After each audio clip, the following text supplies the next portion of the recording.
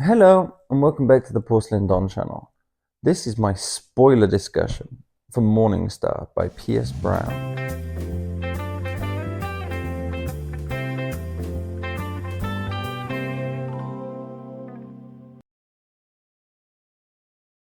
Hello, and welcome to my spoiler discussion for book 3 in the Red Rising trilogy, Morningstar by P.S. Brown. So this book starts off after the mind-blowing ending of the second book, where Darrow is betrayed at the Triumph, and then we don't see anything else. This book starts with him in a box. And this box happens to be the table of the jackal that the jackal eats on, and we find out very quickly that Darrow has been in this box for 9 months. He's emaciated, he's been being tortured. It's very tough for our hero, and it's also very quite the fall from where he was just 2 chapters before. So you think, oh, this is quite a low place to start. Where are we going to get to? But very quickly, there's a rescue effort. 2 Greys come in, Holiday and Trig, who are very, very entertaining, very fun, brother and sister.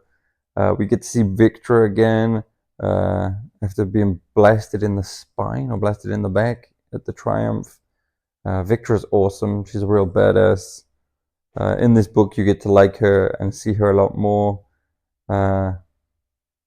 She marries the Goblin. I think she's too good for him. But no, she's really, really great, really interesting. They quickly, Darrow gets back after the escape into the Rising, and you see how integral Darrow is to the Rising, not just as a leader, but as a figurehead, because in his absence, Severo has been running the Rising, no, the Sons of Ares, sorry, the group, the Sons of Ares, into the ground, just because he doesn't have I say the forethought. Darrow is a war criminal also, but he doesn't have the interpersonal skills or the tactical skills to plan what Darrow plans. Anyway, they quickly go on a mission after going back to disrupt society, the regular society, to attack to kidnap Regulus Egg Sung, the richest man in the galaxy, Quicksilver. But then upon doing so, they find out Quicksilver is actually one of the founding members of the Sons of Ares, which is unsurprising because they seem well funded in terms of having,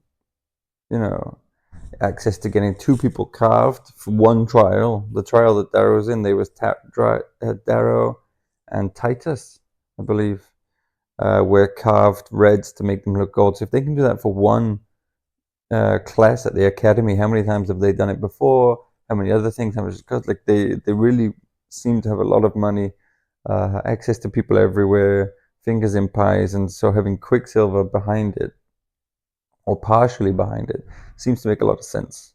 Anyway, Quicksilver seems great. He teaches Darrow a few things, and then that's on the moon of Phobos. And whilst that happens, just after that, the rebellion, the rising, if you will, begins. And there's some great scenes of Darrow flying through Phobos. People rising up, really small pitched battles on revolution, and you really get the feeling that things are starting now. This is gonna go somewhere. That Darrow's dream is coming to fruition. What's gonna happen? So that was really, really, really entertaining and tense and fun, just as P.S. Brown does so well. And then we get a really emotional moment where they crash to get into a fight, etc. Ragnar gets killed by Aja. Ragnar, the giant, scary obsidian enforcer, gets killed by Aja Ogrimus, the daughter of the Ash Lord and one of the knights of the Sovereign. Sorry if these words make no sense, but if you've read the book, they must. And it's really quite sad because Ragnar is quite the contradiction in the way we're introduced. He's so terrifying and a creature bred for war, but he's often been, you know, one of the softest and loyalist counselors and just a good person, which is compared to some of the stuff that Darrow does and Severo does and some of the other people do. It's strange to have the biggest and scariest and, you know, a monster more or less be the softest. And even when he dies, you know, his death is the softest and the sweetest, and just it makes you sad for us, and it makes you sad for Darrow losing this friend and losing this voice. So that was really, really well handled. A real emotional note. I think it was an emotional high point in terms of P.S. Brown's writing until this point. It was really touching. And then we meet Ragnar's sister, Sephi, who is a badass too. She kills her mother after her mother won't rebel against the Golds. And then she has this awesome phrase. She says, tell all who will hear that the Valkyries ride to war. You know, they have this Viking theme, the Oblivions, and I just thought, after planting an axe in her mother's head and then losing her brother and this line, it was very, very cold and very, very stokes up the fires that there's a lot to come, and it's very, very exciting. You know, she says this and you think, oh, the Valkyries are riding to war, because we haven't seen so many Obsidians, and then you see these elite of the Obsidians, and Obsidian society is joining the rising, so you know it's gaining pace. And then Darrow has the battle with the Sword Armada with his old friend Roque, who betrayed him. Roque kills himself because Darrow wins. They sort of corner him, and then Darrow wins. Roque kills himself. That's okay. We don't really like Roque after what he did to Darrow. Excuse me. But that was really, really fun. And then Darrow does something that I did not see coming that really plays into later books. He launches a sneak attack on the Ganymede shipyards. I think it's Romulus O'Ra and the Moon Lords. They have these shipyards on the Ganymede moon that are, you know, a huge, huge hub of warships and industry and finance and things like that. And Darrow, when Rocky dies and he has won the battle, he quickly launches a bunch of missiles to destroy these and to make it look like it came from Roque before he died. And you think, what is he doing? And then you think, oh, he can tell that even though the Moon Lords are against the Sovereign, they could also be against the Rising, or they could ally. They're a variable that he wants to control in a very tactical move. So he blows all this up, and you think, ooh, one day this could come back and cause a problem. Maybe not, but maybe they will find out it was him or suspect. And this could it would buy them some time now, but in the future it could come back fivefold or tenfold and get them certain enemies. So that was risky, but it pays it forward for what's going to happen in book 4 or 5 or 6. So that's what makes me think maybe P.S. did have an idea in his head that there were other books coming.